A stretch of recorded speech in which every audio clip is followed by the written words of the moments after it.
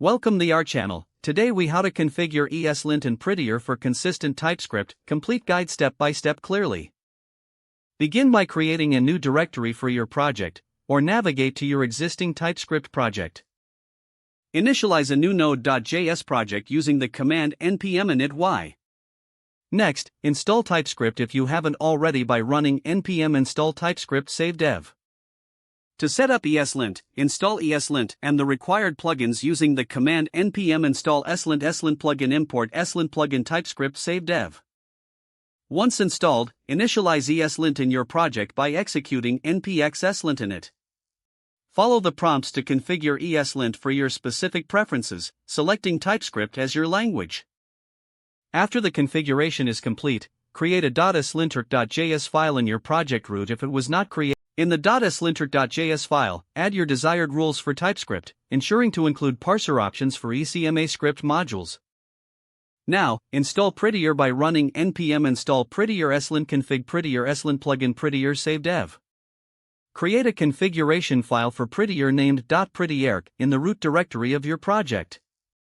In the .prettier file, set your formatting preferences, such as tab width and single versus double quotes.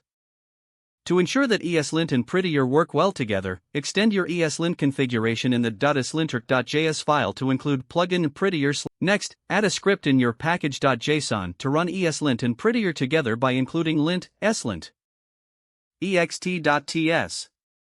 You can also add a script to format your code using Prettier with format, Prettier write. Now, run npx ESLint to check for linting issues in your code. After fixing any linting errors, you can format your code by running npx Prettier write. To ensure consistency, consider adding a pre-commit hook using a tool like Husky to run ESLint and Prettier before commits. Finally, check that everything is working as expected by creating a sample TypeScript file and running your linting and formatting scripts. If the page does not load, refresh the browser or try again in a private or incognito window. Make sure you are using the correct email address, then retype it carefully to avoid small typos. If your password is not accepted, use the reset option and create a new strong password you can remember. Check your spam folder for verification or security emails, then complete any requested confirmation steps.